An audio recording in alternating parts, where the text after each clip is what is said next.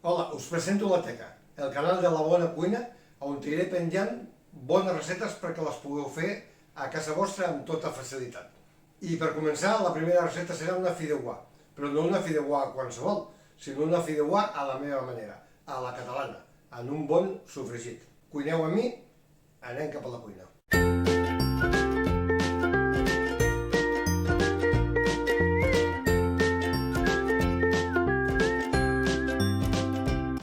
Començarem a cuinar aquesta fideuà, que serà de carn. Li posarem costella de porc, costelló, pollastre i una mica de salsitxes. Comencem ficant un bon raig d'oli a la cassola i afegirem la costella, el costelló que ja tenim tallat a trossets perquè se'ns cogui bé. Això ja ho tenim preparat. Fiquem una mica de sal, llavors li ficarem una mica de pebre negra o la que ens agradi a nosaltres, i començarem a rostir fins que estigui ben daurat. Rostint, sofregint al foc, a poc, fins que ens quedi daurat.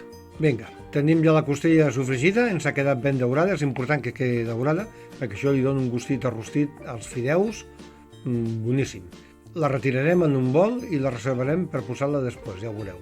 I amb l'oli aquest que ens ha quedat, que comencen a quedar les substàncies i els sucres de la carn, afilem les salsitxes. Les que us agradin, podeu triar les salsitxes que us agradin. Jo he triat les que ens agraden més i les hem tallat a trossets. Les posem amb l'oli i les anirem rostint, igual que el costilló, i donarem unes voltes.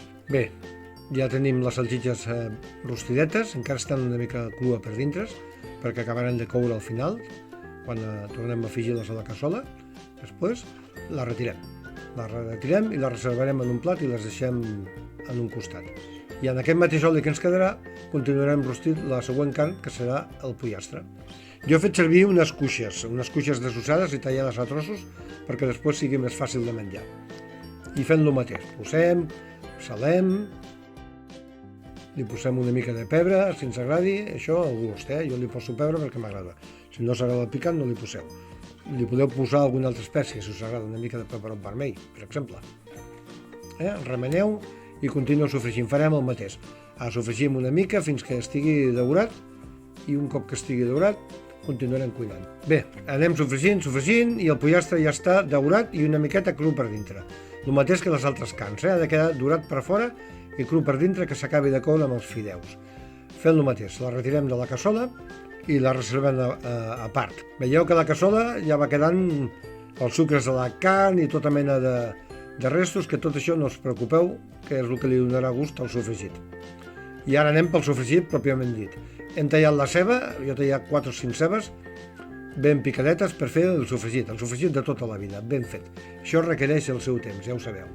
La ceba, podeu ficar la ceba que us agradi, una ceba blanca, una ceba de figueres, si voleu també li podeu barrejar un porro, xafar-li i picar-li 2 o 3 alls, el que vulgueu. Es tracta d'anar sofregint. Per ajudar a desenganxar una mica els carmelos i les parts incrustades, podeu afegir un got d'aigua. I vinga, xup, ja sabeu com va això. Molt bé, ja ha passat una estona, he anat remenant, de tant en tant he posat una miqueta d'aigua per ajudar a sofregir la ceba, que no s'agafi del tot a la cassola, i ja la tenim en aquest color. No cal que sigui gaire més fosca per fer uns fideus. En aquest cas afegirem un cullerot de salsa de tomata. Podríem ficar tomata natural, però en aquest cas, com que no he trobat tomates massa madures, he ficat una mica de salsa que li va molt bé i fa que sigui més ràpid. I un cop que ja tenim el sofregit quasi fet, tornem a posar a la costella una altra vegada. Recordeu, la tenim reservada en un costat, ben sofregida, li donem unes voltetes i ho sofregim tot plegat, 5-6 minuts, d'aquella manera, perquè la costella vagi agafant el gust del porc. Bé, hem sofregit 5 o 6 minutets, el porc, la costella del porc amb la ceba, i ara li afegim aigua. Li tenim que cobrir més o menys mig litre d'aigua, 3/4, i ho deixarem que vagi bullint a poc. Això ho fem perquè la costella és molt dura, és més dura que el pollastre i que les salsitxes que posarem després, i per tant ha de coure una estona. Remenem, tapem amb una tapadora i ho deixem coure una bona estoneta.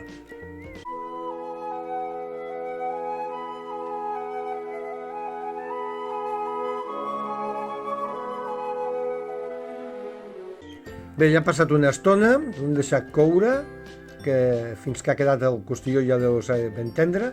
Fixeu-vos quina pinta que té ara, ja veieu, sofregit, s'ha anat fent, la carn ja està tendra. És el moment de tornar a posar les carns que teníem reservades. El pollastre, que estava daurat, i que ho barrejarem una miqueta tot, i les salsitxes, que tenien reservades. Posem tot junt i ja ho deixarem, ho remenem una mica, ho repartim amb el sofregit, xup, xup, xup, i ho deixarem coure uns 10-15 minuts, més que res perquè tot comenci a estar igual de cuit. Vinga, mentre es cuia li he afegit un peberot tallat a dauets. Jo li he posat un peberot vermell. Ara li afegim unes carxofes. Les carxofes, com sempre, ben netes, sense cap fulla dura, que llavors es faci os a la boca, tallades a quarts, i sobretot li traieu les barbes de dins, que llavors molesten molt i són molt empenyadores. Remenem una miqueta de sal i pebre, tapem i deixem coure 5 minuts, que s'estovin una mica. Bé, ja ho tenim, això. Anar fent xup-xup, la carxofa veieu que ja ha baixat una miqueta. Encara està cruet, té dent encara. Li afegim els fideus. Estan torrats aquests fideus, jo els vaig torrar ahir, perquè això és una cosa que requereix temps. Jo els torro, els poso en una safata al forn a mitja temperatura, a poc, vaig remenar de tant en tant, perquè se vagin daurant, vagin agafar color uniformement, que no hi hagi uns de més foscos i altres de més blanquets, que això és molt lleig. I ara ja l'afegirem al brou. Jo faig aquesta cassola per 6 persones més o menys. Per 800 grams de fideus, com us he dit, posem 1 litre i mig de caldo. Un caldo que també el tenia fet d'abans. Podeu ficar el que us agradi. De pollastre, de verdura, el que us agradi o el que tingueu fet. I ara ho deixarem bullir a foc, l'arrencarem fins que quedin sequets. Que us agraden més caldosos, li poseu més caldo, no hi ha cap problema. Que us agraden més sequets, ja està bé. En aquest cas, aquests fideus els acabaré en el foc, però també els podríeu acabar al forn, una mica al vostre gust. Bé, això ja ho tenim. He posat una tapadora perquè es coguin bé i veieu, ja estan sequets. Han passat uns 12-16 minuts i ja estan secs. Això està a punt de menjar, Mireu com fa xup, xup, xup, xup.